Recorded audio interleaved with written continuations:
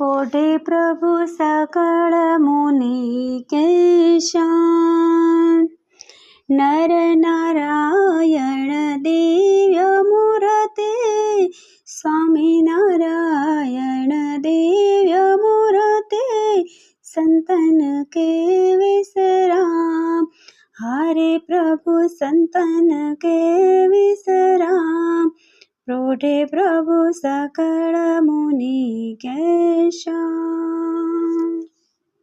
Jay Swaminarayan.